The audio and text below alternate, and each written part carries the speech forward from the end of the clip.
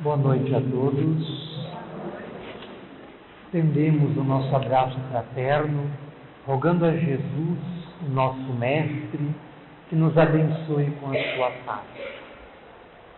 Apresentando um conjunto de ensinamentos potencialmente libertadores para a criatura humana, o Espiritismo vem fazer frente a um movimento revolucionário que objetiva transformar o ser humano para melhor, para que, como consequência desse processo generalizado de transformações pessoais, o planeta em que habitamos possa melhorar-se também, possa tornar-se um lugar melhor para se viver. Daí a necessidade que temos de, com o tempo, irmos nos espiritualizando, irmos absorvendo as lições que esta doutrina nos traz, fazendo o convite permanente para a nossa melhoria, para a nossa transformação. Um dos maiores estudiosos do Espiritismo, continuador do trabalho elaborado por Allan Kardec, que codificou a doutrina na segunda metade do século XIX, Leon Denis escreveu inúmeras obras, infelizmente muito pouco lidas na atualidade, mas que encerram uma profundidade de entendimento, de conhecimento, de compreensão do que é o Espiritismo, dos seus objetivos e das suas finalidades, que muitas obras que estão sendo publicadas agora, no correr do século XXI, não possuem. Então, existe a necessidade de nós fazermos uma seleção naquilo que nós lemos. E precisamos priorizar, em qualquer área do conhecimento humano, o Espiritismo não foge à regra, os grandes pensadores. E Leon Denis é um desses grandes pensadores. Para embasar a nossa fala desta noite,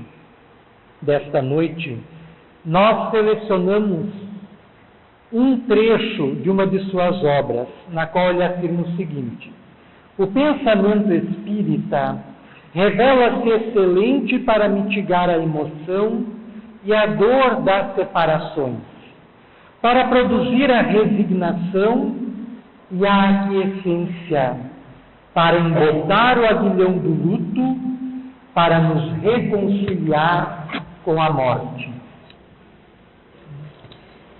Com este pensamento, adentramos no tema da nossa fala, que é o tema da resignação. A resignação é uma virtude evangélica da qual, na atualidade, nós carecemos. Ela se origina do latim e assumiu várias conotações na nossa língua, na língua portuguesa. Mas o sentido que a palavra resignação é empregado mais comumente nos meios religiosos é o de submissão paciente às dores e os sofrimentos da vida. Todas as religiões, em uníssono, sem exceção nenhuma, preconizam para o nosso bem-estar espiritual a necessidade da resignação, que, segundo nos esclarece o dicionário, num dos seus sentidos, significa submissão paciente às dores e aos sofrimentos da vida. Todas as religiões, como dissemos, ensinam isso, recomendam a resignação frente às dores, os sofrimentos, os percalços, as barreiras, as dificuldades, as peripécias de uma forma geral que todos nós enfrentamos. Mas nem todas as religiões justificam da mesma forma a necessidade da resignação. Ensinam que devemos nos resignar. Mas por quê?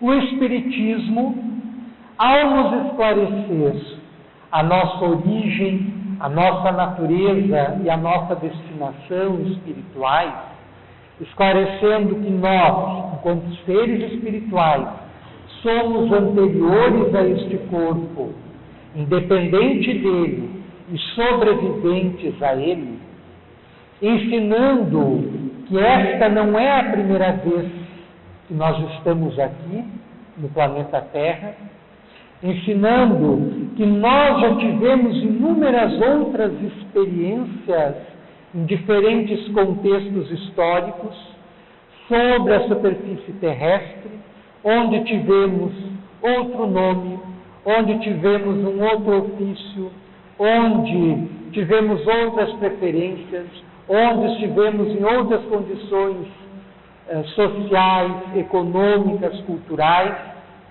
todas elas, em seu conjunto, objetivando o despertar do nosso ser, o nosso amadurecimento interior, a nossa evolução espiritual. Então nós temos, segundo os ensinamentos espiritistas, enquanto seres espirituais, encarnado, vivido na carne, o período que vai do nascimento até a morte, desencarnado, vivido no mundo espiritual durante um tempo que varia ao infinito.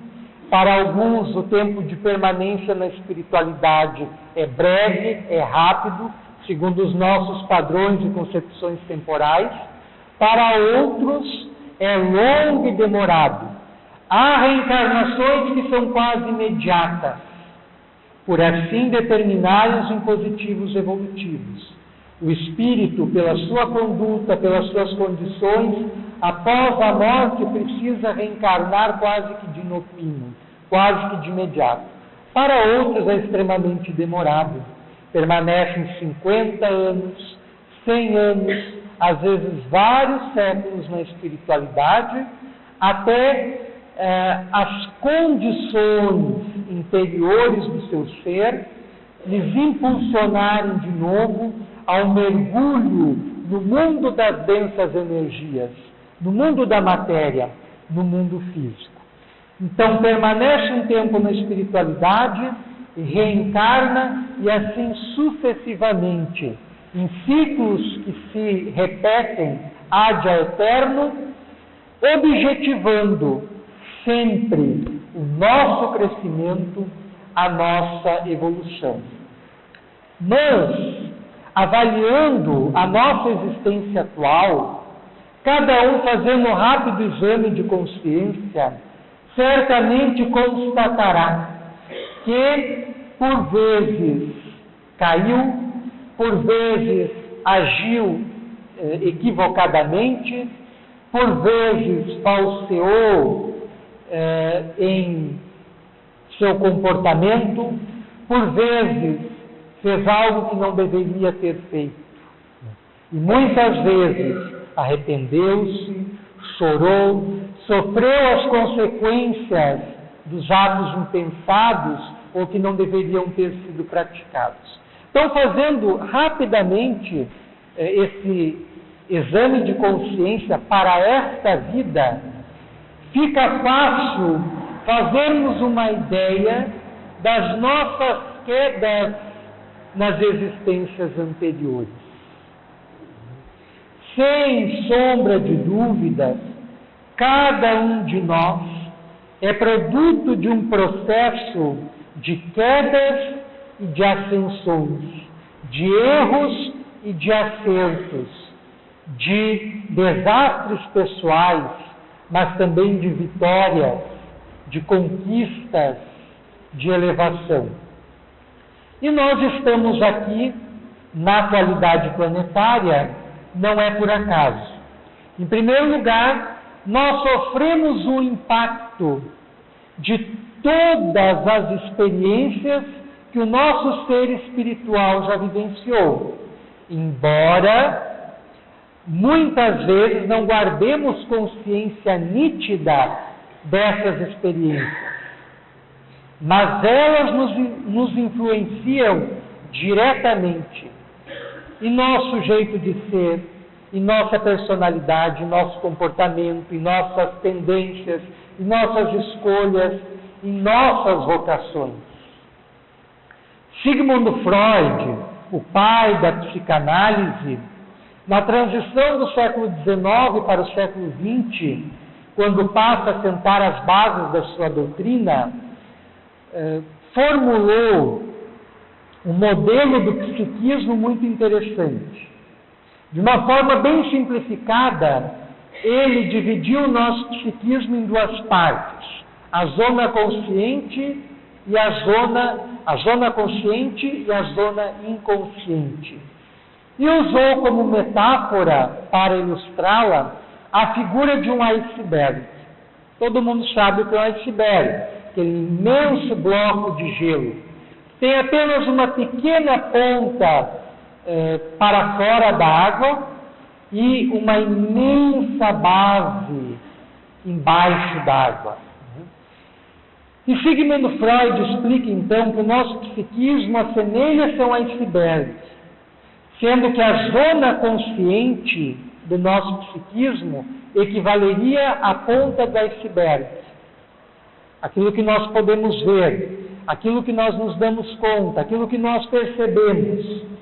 E tudo aquilo que nós não vemos, não percebemos, não registramos, na atualidade a nossa lembrança não registra, está no que ele chamou de zona inconsciente, que na sua imagem equivaleria à base do iceberg. E ele vai mais longe, afirmando que o inconsciente, através das suas pulsões, governa o consciente. Então nós somos governados pelos conteúdos do nosso inconsciente.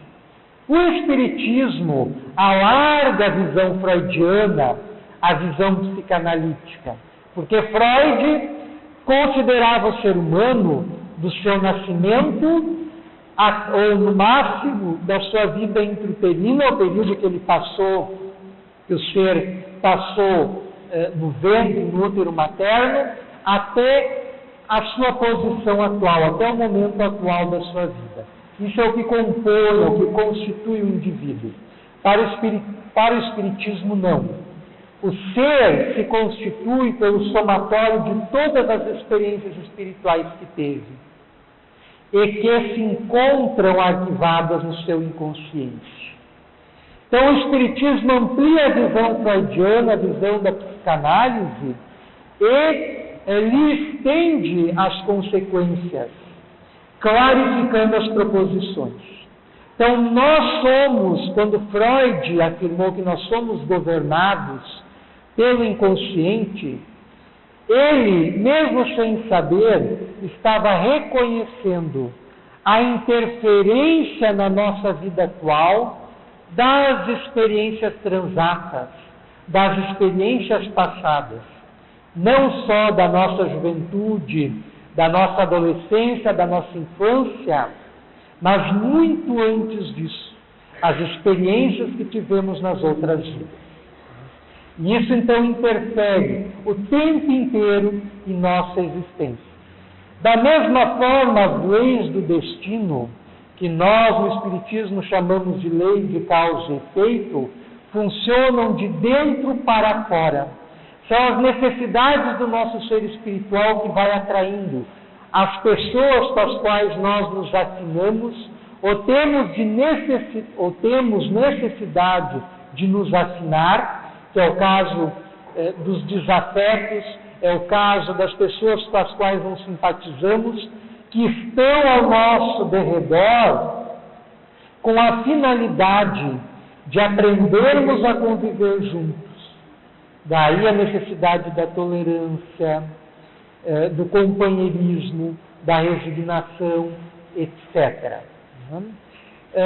E da mesma forma que atrai as pessoas para o nosso entorno, atrai as circunstâncias e os acontecimentos. Essas forças irradiam do nosso íntimo para o exterior e exercem essa influência sobre a nossa vida,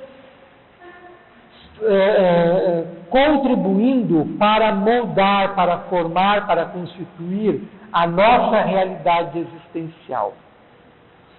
Daí as razões da dor, do sofrimento, das dificuldades, dos problemas que nós enfrentamos, dos dramas íntimos, familiares e coletivos, dos conflitos pessoais, conjugais, familiares, etc.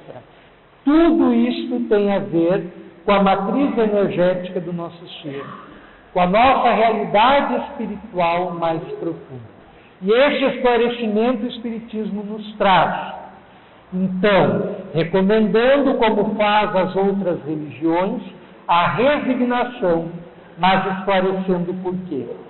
Devemos nos resignar, aceitar as conjunturas negativas que aparecem em nosso caminho, por compreendermos que são resultado do nosso processo evolutivo e que as leis que nos governam a vida, muitas vezes, a organizaram nossa existência para nós aprendermos, talvez da maneira mais difícil, de uma maneira dolorosa, aquilo que voluntariamente, de boa mente, não quisemos nesta ou em outras existências aprender. Então, a dor, o sofrimento jamais devem ser encarados como um castigo de Deus, como uma punição divina, como muitas religiões propalam por aí. Isso contraria os atributos de Deus. Podemos fazer a seguinte interrogação: um pai ou uma mãe que amam extremadamente os seus filhos não são capazes de perdoar quando estes se equivocam, quando estes erram, quando estes os decepcionam? Evidente que sim. Quem é pai, quem é mãe de verdade, sem dúvida nenhuma perdoa. Se o ser humano é capaz de um gesto como este, que se dirá de Deus. Então, as doutrinas que espalham por aí o ódio de Deus pelas suas criaturas, que os pune sem misericórdia, ignoram os qualificativos de Deus. Deus ama cada um de nós de forma infinita, de uma forma que nós não temos como depreender, que nós não temos como penetrar. A dor, o sofrimento, as dificuldades existem com seu consentimento, evidentemente, mas atendendo a um caráter e a uma finalidade educativa, que é a nossa elevação, que é o nosso desenvolvimento, que é a nossa espiritualização. Quantos aqui se encontram que vieram bater nas portas da sociedade, do centro espírita, vitimados ou flagelados por uma dor, por uma inquietação, por um problema de obsessão, por uma dificuldade orgânica, por uma desestrutura familiar e por aí vai, por N razões. Ainda muitas pessoas chegam até as casas espíritas em função das dificuldades que lhes surpreendem no caminho, que lhes surpreendem em suas vivências e para as quais se sentem impotentes para aceitar, para compreender e principalmente para lidar com elas. Então o Espiritismo nos esclarece o porquê da dor, o porquê do sofrimento, e de forma satisfatória, chamando a responsabilidade para nós mesmos. Se nós passamos por alguma dificuldade, se nós vivenciamos algum momento de dor, se nós passamos por um instante de sofrimento, nós temos responsabilidade nessa dificuldade, nessa dor, nesse sofrimento. Se as causas para a mesma não se situam nesta vida, encontram-se situadas nas existências anteriores, das quais, repetimos, a maioria de nós não guarda lembrança, por estar arquivado em nosso inconsciente, nessa zona do nosso psiquismo, que nós não percebemos, que nós não temos conhecimento, que nós não temos consciência, mas que afeta mais de 90% do nosso dia a dia. Então é importante nós termos presente isso para, em compreendendo as razões, os porquês daquilo que nos aflige, daquilo que nos inquieta, daquilo que nos perturba, conseguirmos nos resignarmos. Mas a resignação proposta pelo Espiritismo não é aquela da simples aceitação. Eu sofro, tenho que aceitar isso, vou sofrer para sempre, tenho que me conformar. De modo algum. O Espiritismo postula o que nós poderíamos chamar de uma resignação dinâmica. É uma resignação que leva o ser humano à autocompreensão, a entender o porquê que sofre, o porquê que chora, o porquê que está passando pelo que está passando, e a partir daí reestruturar a sua vida, buscando libertar-se daquilo que o faz sofrer, daquilo que lhe causa dor, daquilo que lhe provoca angústia. É esta a visão que o Espiritismo apresenta da resignação. É uma resignação dinâmica.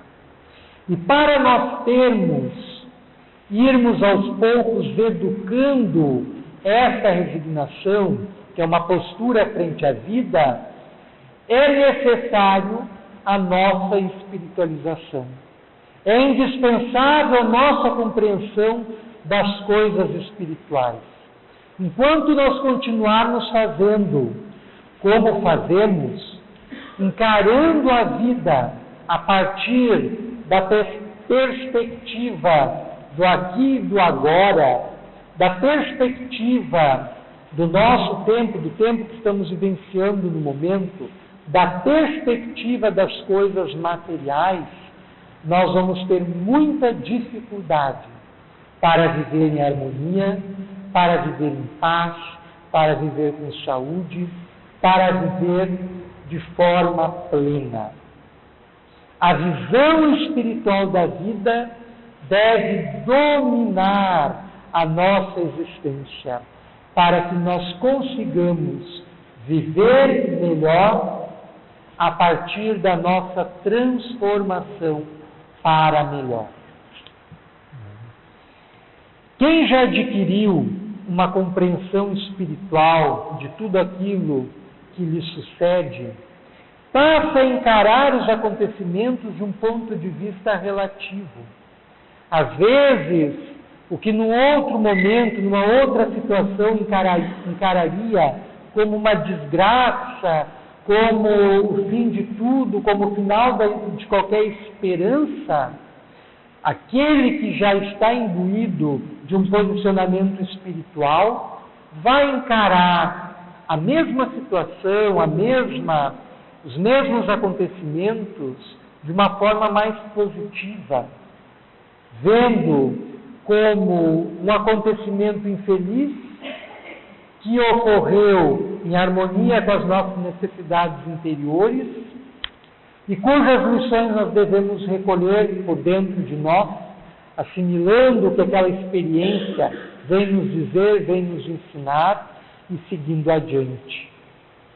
Existe um conto indiano que, se não estamos enganados, já contamos aqui em outra oportunidade, que vem bem a calhar para a nossa fala.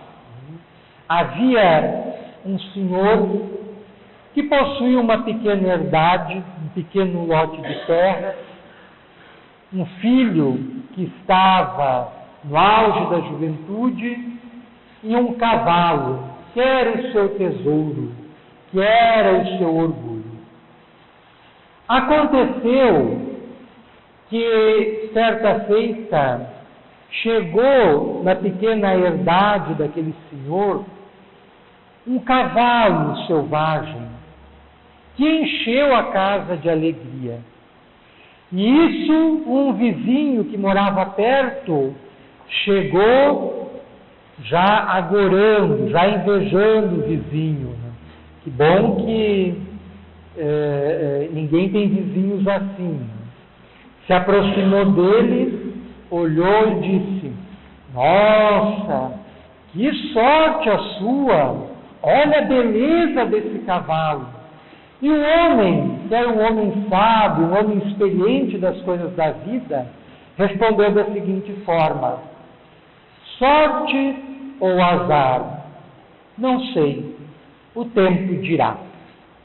Aconteceu no outro dia que o seu filho, entusiasmado com o novo alazão, pediu para o pai que lhe permitisse encilhar o cavalo e começar a fazer a sua doma.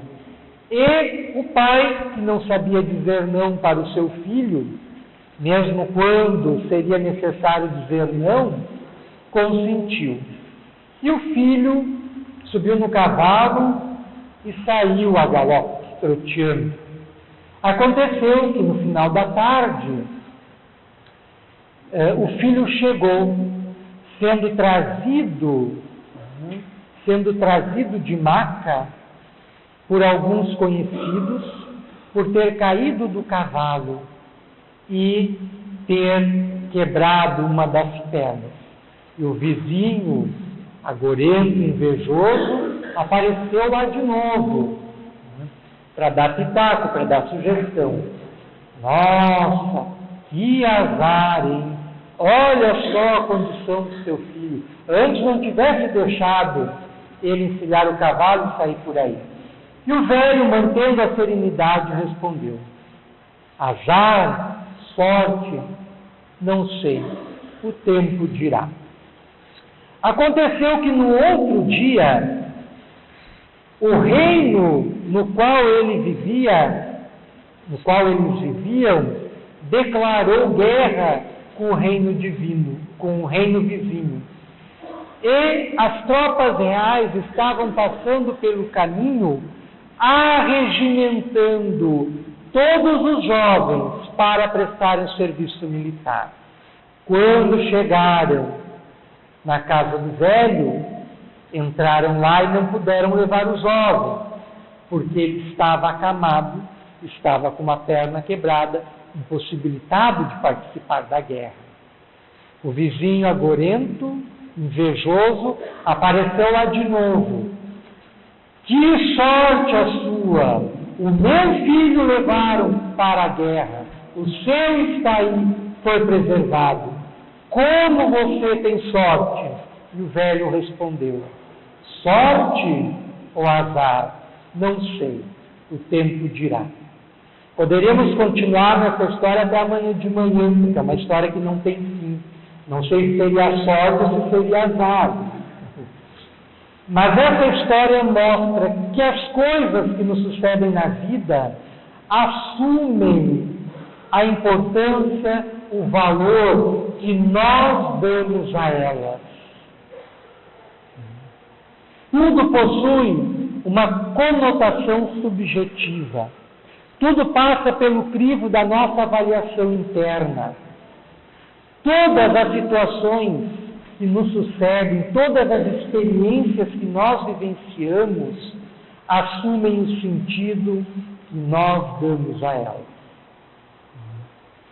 E se nós valorizamos ou supervalorizamos o sofrimento, a dor, os problemas, as dificuldades, fugindo da recomendação evangélica, da recomendação espírita, da resignação, nós acabamos nos colocando numa situação que nos aprisiona a dor, ao sofrimento, a dificuldade ou problema. Quando a nossa atitude mental deveria ser outra, deveria ser a de manter a abertura para soluções, para as possíveis soluções dos males que nos apoquentam. Então, um dos grandes problemas que temos na atualidade é justamente esse, de enfocarmos aquilo que nós não gostamos em nós, de enfocarmos acontecimentos negativos da nossa vida, de enfocarmos aquilo que, segundo os nossos julgamentos e avaliações, não é bom para nós. Quando o nosso enfoque deveria ser outro. Valorizar aquilo que nós temos de bom, os nossos potenciais, as nossas qualidades, as nossas virtudes, as nossas capacidades, os nossos dons. Valorizar as coisas que nos acontecem de bom, de positivo, de belo, de sublime.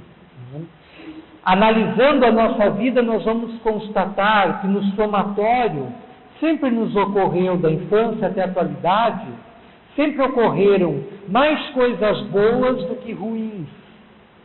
Mas, infelizmente, em função do enfoque que nós damos, em função da nossa condição evolutiva, nós registramos com maior ênfase aquilo que nos provocou dor, que nos angustiou, que fez com que nos sentíssemos mal. Daí termos dentro de nós tantas coisas que não deveríamos ter. Ódio, rancores, ressentimentos, desilusões, amarguras, medos, insatisfações de toda ordem, conflitos os mais variados e por aí vai. Então é urgente nós reavaliarmos a nossa vida e a transformarmos a partir de um viés, a partir de uma perspectiva espiritual. Tomando consciência definitiva de que nós não somos este corpo e de que nunca estivemos e nunca estaremos indefinidamente nele. Nós sabemos que a morte é uma fatalidade biológica. Nós precisamos aprender a conviver com a morte e recolher as suas lições. E a sua principal lição é a da brevidade da vida corporal. Então, se a nossa vida aqui é breve, é rápida, é transitória, e nós passamos quase que as 24 horas do dia absorvidos pelas coisas rotineiras do cotidiano, da nossa materialidade, nós precisamos começar a abrir brechas no nosso tempo para o cultivo das coisas espirituais, para as reflexões espirituais, para as meditações espirituais. Abrirmos em nossa vida espaços para momentos como esse, de esclarecimento, de espiritualização, de diálogo positivo, que reforcem, muitas vezes, posicionamentos que nós, porventura, já tenhamos, a fim de conseguirmos, em nosso dia a dia, irmos aplicando os conhecimentos espirituais que estamos adquirindo à medida que frequentamos as exposições doutrinárias, à medida que lemos, à medida que vamos nos espiritualizando. Porque, do contrário, não tem sentido. Não tem sentido nós sermos um espírita que apenas cumpre os seus deveres hebdomadários, semanais na casa espírita, mas que não lembra de ser espírita fora da casa espírita. Ser espírita na casa espírita, sempre dizemos isso, é muito fácil, porque aqui o conjunto das vibrações espirituais favorecem a elevação mental, favorecem o equilíbrio, favorecem o bem-estar, favorecem a saúde. Agora, ser espírita portas afora da casa espírita, aí que está o nosso desafio. Ser espírita dentro de casa, nosso maior desafio. Saber resignar-se, saber compreender, saber tolerar, não só a si mesmo, mas sobretudo o outro, para o sucesso e para o bem-estar da vida familiar, principalmente da vida conjugal. Quantos casamentos sossobrando, caindo, se desarticulando. Nunca os índices de divórcio no nosso país foram tão alarmantes como na atualidade. É preocupante. Isso por faltar o exercício da nossa espiritualização o tempo todo, em nosso dia a dia, procurando oferecer o nosso melhor para os outros. Assim como nós desejamos o melhor dos outros para nós, deve ser nosso desejo e nossa atitude oferecer aos outros o nosso melhor.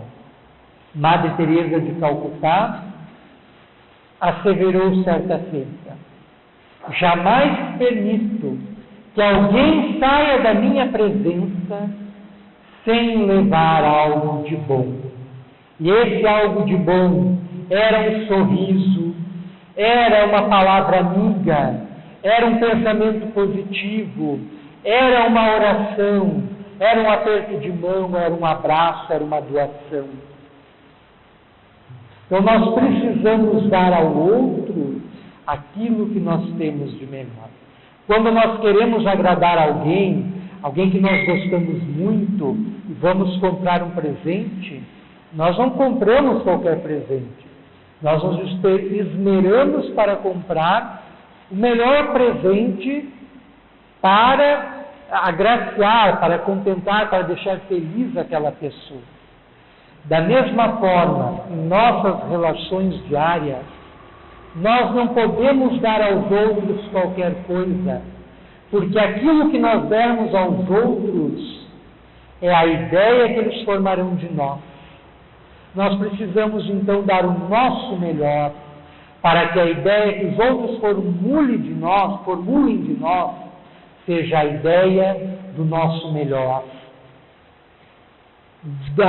Das conquistas superiores que nós já adquirimos, que nós já alcançamos. Não nos faz tão bem sermos recebidos por outra pessoa com um sorriso, com um abraço acolhedor, com fraternidade, com alegria genuína, verdadeira. Façamos o mesmo para os demais. Isso é a regra áurea. Está presente em todas as religiões. Jesus fez dela a súmula, a síntese, o resumo de toda a sua doutrina. Fazer aos outros aquilo que gostaríamos que os outros nos fizessem. Mas, infelizmente, nós ainda não assimilamos. Não precisávamos aprender mais nada na vida além deste princípio, para a nossa felicidade, para a nossa realização, para a nossa planificação. E é algo tão simples de entender, de compreender, mas que temos muita dificuldade de praticar de exercitar. Mas é um exercício que deve ser realizado continuamente para nós conseguirmos adotarmos uma conduta, um comportamento que revele a nossa disposição em nos melhorarmos e dessa forma contribuirmos para a melhoria geral, para a melhoria do grupo familiar, para a melhoria da sociedade como um todo. Então é necessário buscarmos a resignação dinâmica no contexto das nossas vidas. Repetimos, não é aquela livre aceitação e conformismo com tudo aquilo que nos acontece. Apenas para ilustrar, durante a Segunda Guerra Mundial, que se deu entre 1939 e 1945, é sabido de todos os horrores praticados pelos alemães contra os judeus. Quando Hitler assenhoreou-se, através das suas tropas, do gueto de Varsóvia, na Polônia, não tardaram as execuções nos campos de concentração dos judeus que habitavam esse gueto.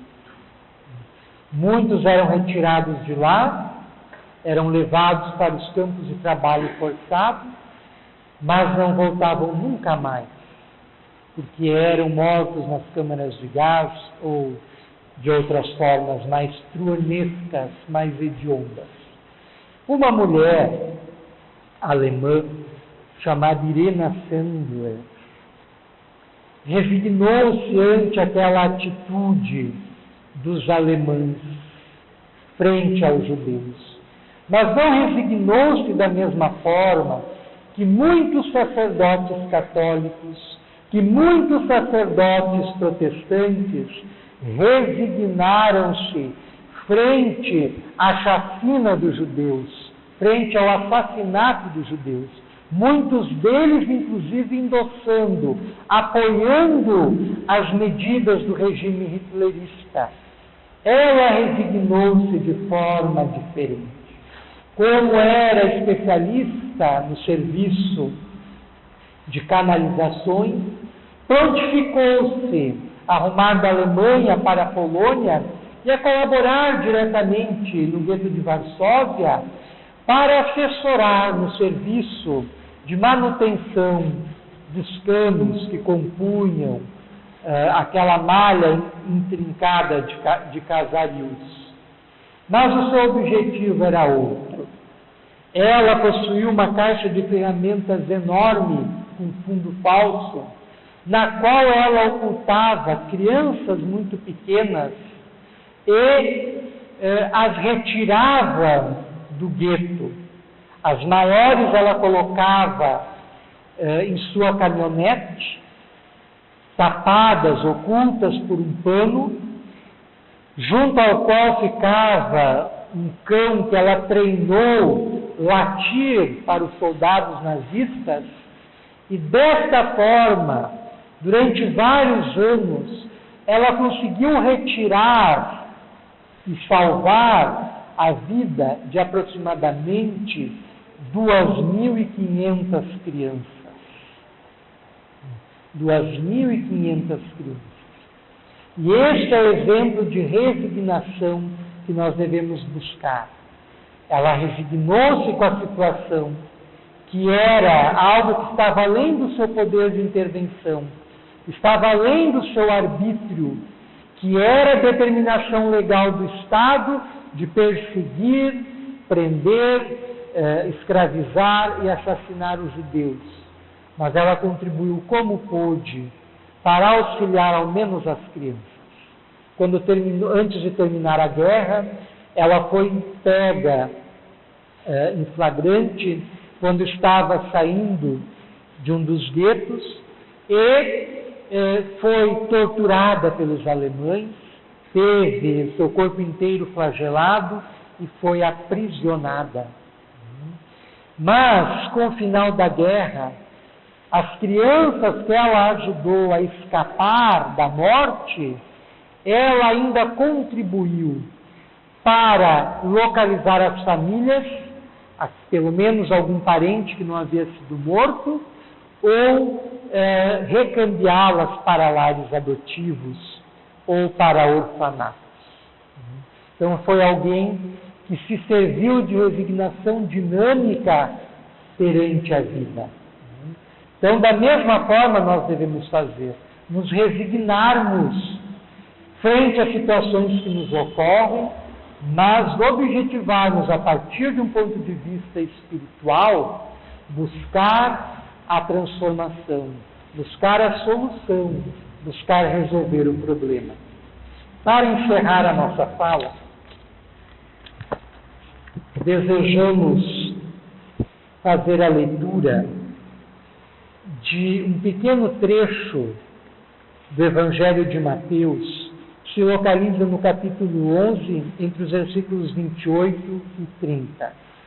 Jesus recomenda o seguinte: vinde a mim, vós todos que estáis aflitos sob o fardo, e eu vos aliviarei. Tomai meu jugo sobre vós e recebei minha doutrina, porque eu sou manso e humilde de coração, e achareis repouso para vossas almas, porque meu jugo é suave e meu peso é leve.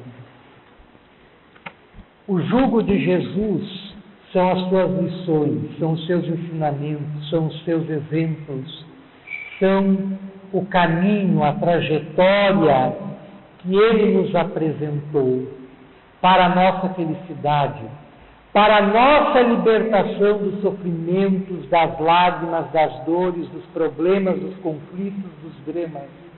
E nós precisamos buscar Jesus, sobretudo a compreensão espiritual da vida que Ele nos possibilita através do Espiritismo, para transformarmos a nossa vida a partir da nossa transformação pessoal. Nós agradecemos a generosa atenção de todos e rogamos a Jesus, o nosso Mestre, que nos guarde sob as suas bênçãos, com todo o seu cuidado, com todo o seu amor, com todo o seu carinho, auxiliando-nos na solução dos nossos problemas e das nossas mazelas, e, sobretudo, a nos resignarmos perante as dificuldades e a encontrarmos a luz da sabedoria para vencermos todos os obstáculos que porventura se levantem em nosso caminho. Que Jesus nos abençoe.